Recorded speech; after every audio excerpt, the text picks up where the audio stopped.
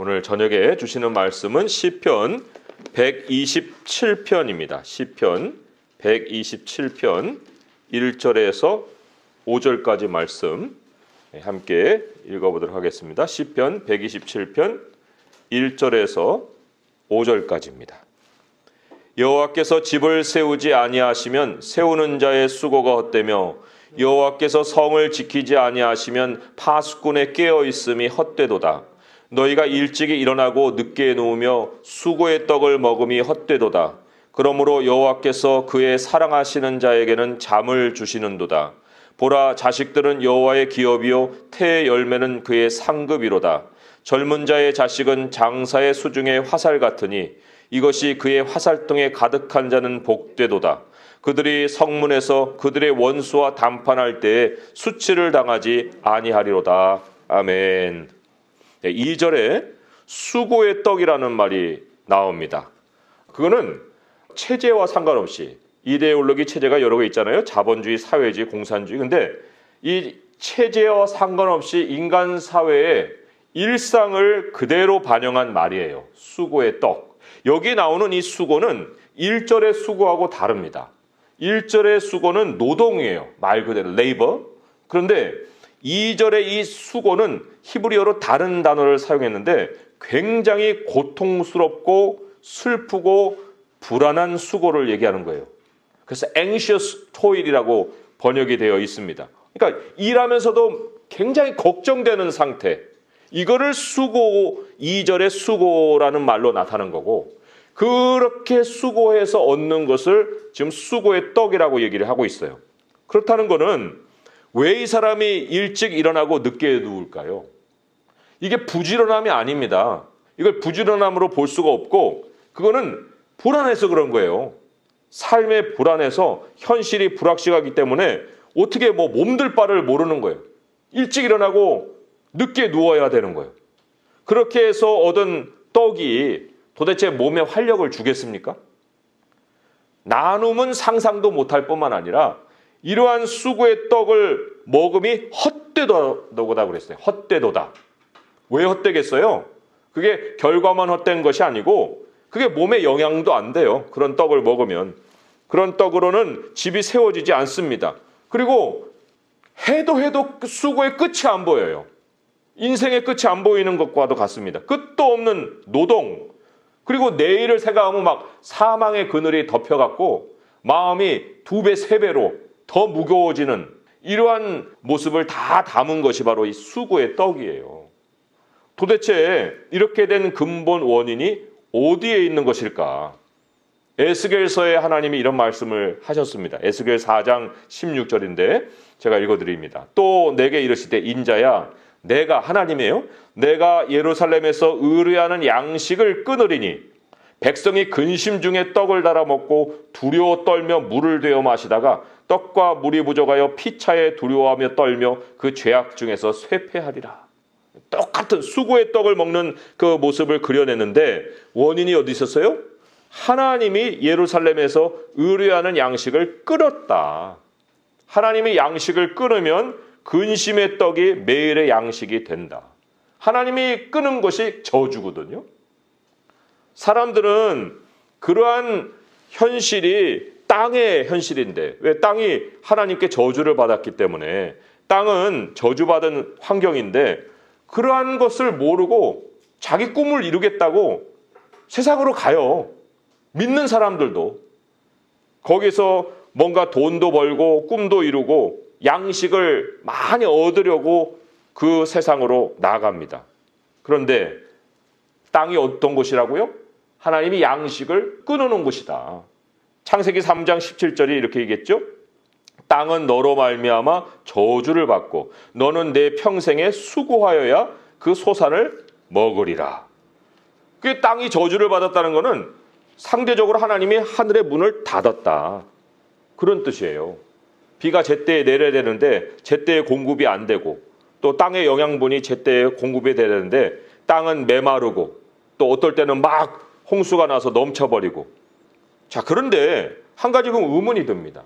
그럼 아기는 왜 형통하지? 아니 세상에 그러면 다 부자도 없고 다 가난해가지고 기근 속에 빠져 있어야 되는데 아니 하나님 없이도 부자 되는 사람들이 있는데 그럼 이거 안 맞는 얘기 아닐까? 이렇게 이제 의문을 가질 수 있어요. 그런데 이 악인들의 형통이라는 거는 순수한 노동의 대가로 얻는 게 아닙니다. 노동으로는 얻을 수가 없는 것이 현실인데 그러면 어떻게 얻은 거예요? 빼앗았다는 겁니다. 빼앗은 것으로. 그러니까 세상에 부자라고 생각한 사람들의 그 자리 아래를 보면은 그 사람들에게 희생을 당한 많은 사람들의 피가 있어요.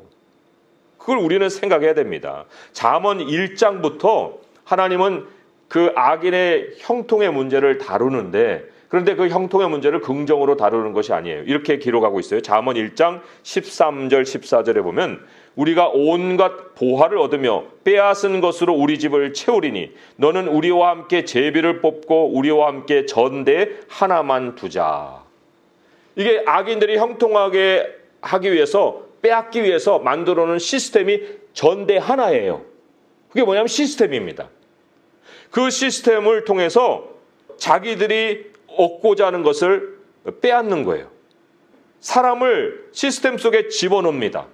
그리고는 목줄을 딱 잡는 거예요. 그러면 자기가 시스템에서 밖에 나가면 어떻게 양식을 구할 수가 없기 때문에 거기서 하자는 대로 동조를 할 수밖에 없습니다. 왜요? 거기서 떡이 나오니까. 전대 하나만 두자. 예를 들어서 오늘날 그 주식시장 있잖아요. 요즘 이제 주식이 폭락했는데 한국도 기관도 팔고 외국인도 파는데 개인들이 산다는 거예요. 근데 거기 외국인이라는 거는 외국 개인들이 아니고요. 외국의 기업들입니다. 이 주식시장은 부자들이 자기들의 돈을 굴리기 위해서 만들어 놓은 시스템이에요. 그리고는 이제 미혹하는 거죠. 모르고 들어갔다가는 당하는 것이 바로 그것인데 그런데 지금 이 굉장히 어려운 상황 속에서 개미들은 들어가는 거예요. 그러니까 파탄 나는 소리가 이제 곳곳에서 들릴 겁니다. 궁극적으로는 그 모든 것이 같이 무너지겠지만 시스템은 무너질 수밖에 없어요. 하나님 뭐라고 하셨어요? 잠언 1장 19절에 이익을 탐하는 모든 자의 길은 다 이러하여 자기의 생명을 잃게 하느니라. 인간은 발전한다 생각하지만 그러나 인간 경제 시스템을 쭉 역사적으로 연구해온 사람들의 논문에서는 뭐를 얘기하느냐? 주기가 있다는 거예요. 발전이 있으면 불황이 있고 불황이 다음에 발전이 있고 아니 왜 이 사이클이 돌아가야 됩니까? 그거는 저주 때문에 그런 거예요.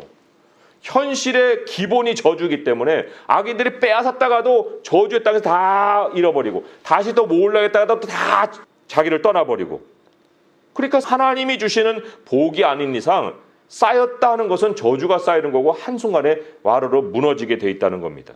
하나님이 땅의 저주를 철회한 적이 있어요? 철회하신 적이 없습니다. 그런데 여기 엄청난 소식이 있는 거예요. 엄청난 소식이 뭐냐?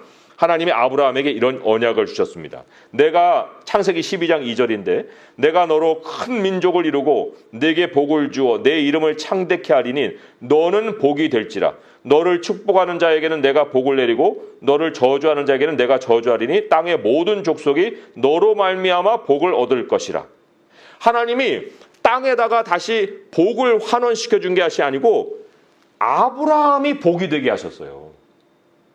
아브라함을 통해서 땅이 복을 받게 하셨습니다.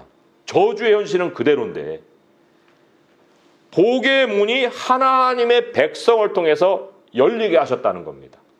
거기에서 또한 땅의 저주가 해결되는 길도 만들어 주신 거예요. 하나님은 아브라함에게는 하늘의 문을 열어주셨고 땅의 모든 족속은 아브라함을 통해 복을 열어주셨기 때문에 아브라함의 자손, 누가 아브라함의 자손이냐? 성경은 이렇게 얘기했죠. 갈라디아서 3장 7절에 그런즉 믿음으로 말미암은 자들은 아브라함의 자손인 줄 알지어다. 우리가 다 아브라함의 자손이에요. 그 아브라함의 자손은 하나님과의 관계에서 복이 되고 그리고 세상은 우리와의 관계 속에서 복이 열리기도 하고 저주가 임하기도 하고 그런 시스템을 하나님이 이 땅에 두셨습니다. 이게 엄청난 소식인 거예요. 그러면 믿음으로 말미암은 자는 아브라함의 자손인 줄 알지어다 이렇게 얘기했는데 그 아브라함의 자손에게는 분명한 열매가 나타나게 돼 있습니다. 아니 아브라함의 자손도 땅에서 허덕허덕 거리면서 세상하고 똑같은 모양으로 산다고 하면 그게 무슨 표시가 있겠어요? 오늘 말씀을 보게 되면 그 아브라함의 자손이라는 표시가 2절에 나와요. 2절에 뭐라고 했었냐면요. 종반쯤 해갖고 여호와께서 그의 사랑하시는 자에게는 잠을 주신다. 이게 아브라함의 자손의 표시입니다. 잠. 이 잠이라는 것은 수고의 떡과 반대되는 개념이에요. 수고의 떡과 반대되는. 이 잠이라는 것은 불안했던 거, 두려웠던 거, 뭐 이런 것들을 가지지 않는 그 모습을 말씀을 하고 있는 건데, 그런데 믿는 자가 복이 되다고 했다고 해서 그럼 모든 사람들이 같은 복을 같은 정도로 누리고 있느냐? 그렇지 않습니다. 어떤 사람은 설잠 자기도 하고 어떤 사람은 푹 자기도 하고 규칙적으로 자는 사람도 있고 불규칙적인 것으로 자는 사람도 있듯이 하나님이 여기서 사랑하는 자에게 잠을 주신다고 했는데 하나님의 사랑에도 차이가 있습니다. 예? 하나님의 사랑에 차이가 있어요? 하나님 모든 사람 같이 사랑하시는 거 아니에요? 아니에요. 제가 성경의 2가지 예만 드리면은 12제자 중에도 유독 요한만 주님이 사랑하는 제자라고 얘기를 했어요. 아니 왜 다른 열 제자는 사랑 안 했어요? 사랑하셨죠. 그러나 요한에게 하나님이 특별히 사랑을 더 보여주셨습니다. 또 여기 한 가정이 있었습니다. 어떤 가정이냐면 여기 예수께서 본래 마르다와 그 동생과 나사로를 사랑하시더니 아니 다른 숱한 가정들 다 놔두고 왜 이 가정에는 사랑하셨다는 말을 이렇게 남기셨을까요? 하나님이 사랑할 만한 구석이 있기 때문에 그런 거예요. 그 성경은 물론 그 이유에 대해서는 자세하게 얘기를 하지 않았지만 오늘 성경을 통해서 오늘 본문을 통해서 하나님이 누구를 사랑하시는가 하는 것을 추정해 볼 수가 있습니다. 그 사랑과 이 잠이 연결되어 있는 거예요. 자, 이 잠과 비교될 수 있는 말이 2가지가 나와요. 1절하고 2절에서. 물론 반대 개념이긴 하지만 1절에 보게 되면은 파수꾼에 깨어 있음이라는 말이 나옵니다. 잠 안 자고 깨어 있어요. 지키려고. 왜 이렇게 지키고 있어요? 안전이 불안하니까 밤새 지켜야 되는 거예요. 여기는 뭐 밤에만 파수꾼의 역할이라고 얘기를 하고 있는 것이 아니고 모든 삶의 안전 문제를 자기 손에 쥐고 있는 이 모습이 바로 잠 못 자는 사람이에요. 자, 2번째로도 2절에도 이게 나왔죠. 늦게 누우며도 이게 못 자는 거예요. 잠자리를 깨끗이 가지지 못하는 사람을 2절에는 이렇게 나오는데 뭐 때문에 그랬어요? 양식 때문에. 내일은 어떻게 먹지? 뭘 가지고 먹지? 그것 때문에 잠을 못 이루는 것을 얘기합니다.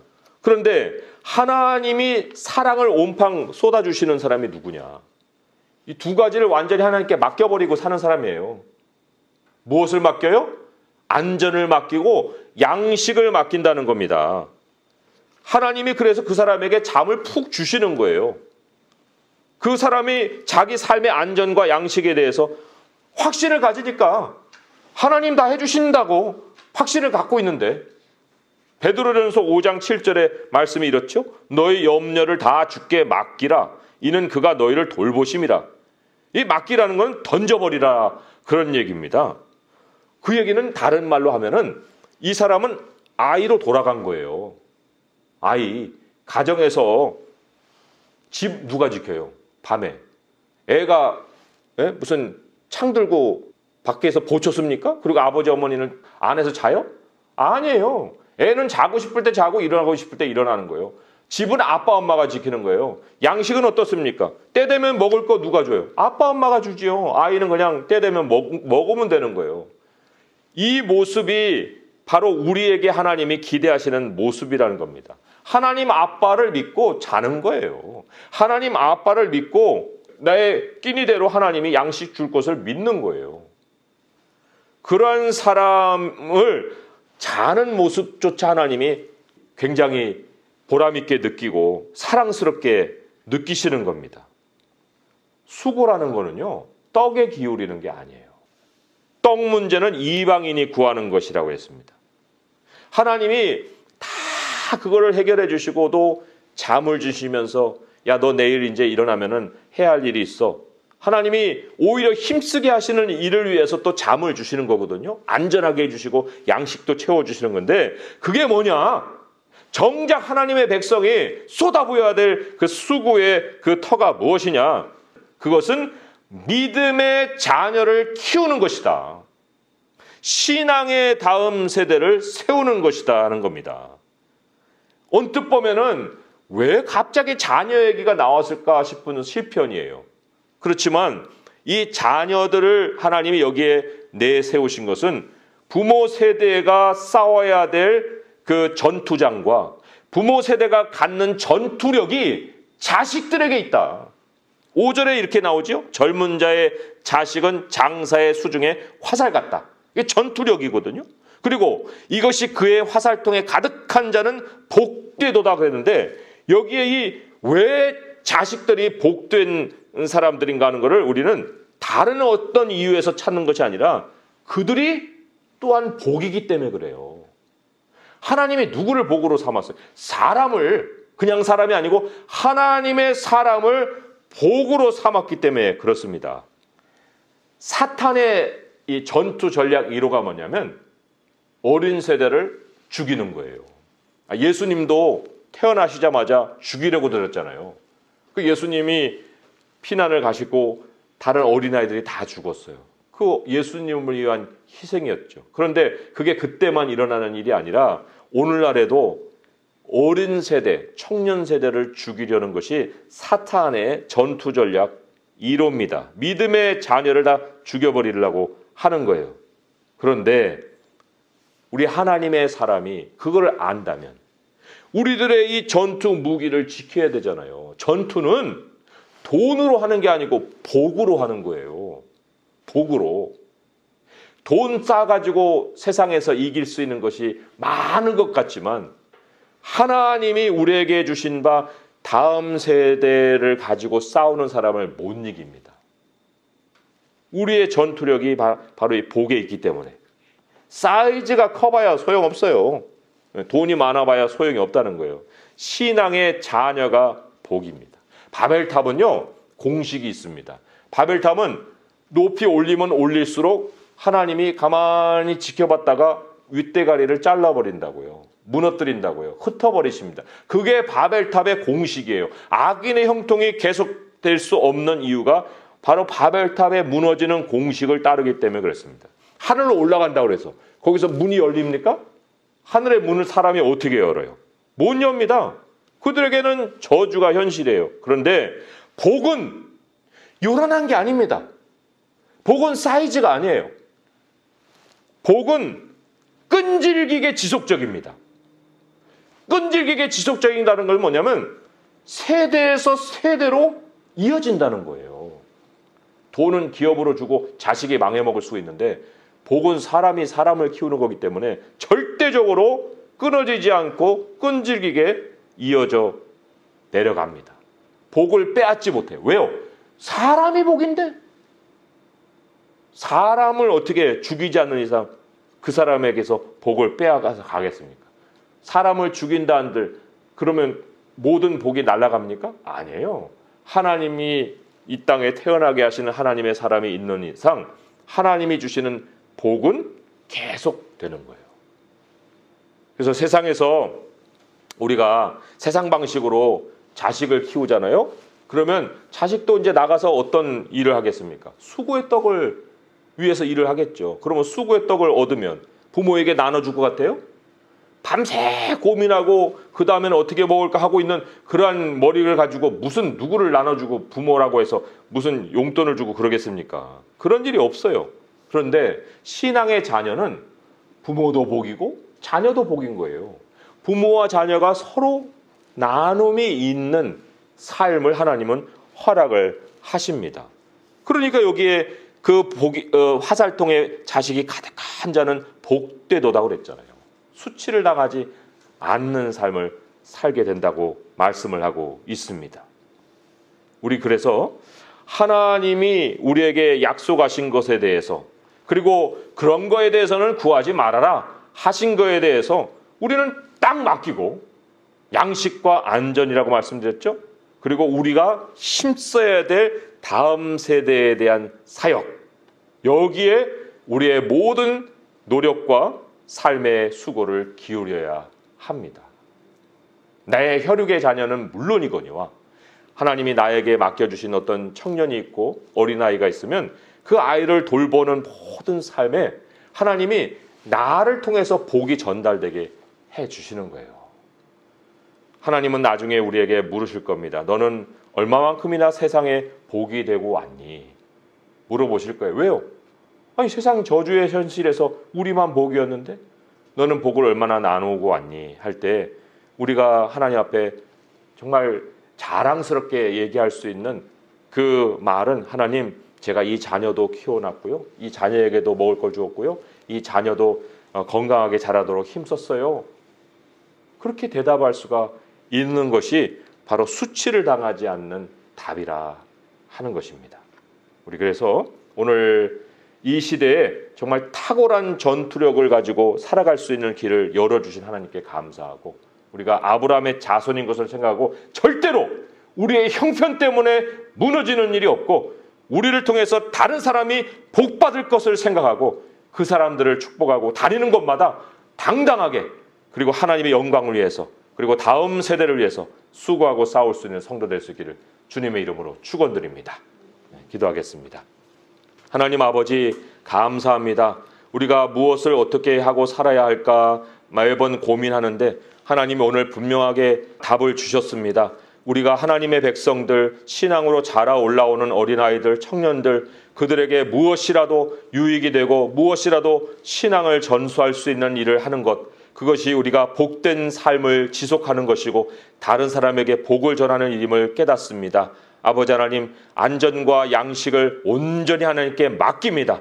하나님을 사랑하는 자의 모습으로 살게 하시고 오늘도 우리에게 주시는 잠으로 우리가 체력을 보충하고 하나님이 주시는 잠으로 우리의 영혼의 힘을 얻고 내일을 향한 하나님의 그 발걸음을 우리가 따라갈 때 우리 앞에는 미래에 대한, 다음 세대에 대한 우리의 마음에 정말 심장이 두근거리는 소망이 있게 하여 주옵소서. 우리의 여생을 통해서 하나님의 백성을 세우고 아버지의 얼굴을 당당하고 자랑스럽게 바라볼 수 있는 인생이 되게 하여 주옵소서. 예수님의 이름으로 감사하며 기도합니다. 아멘.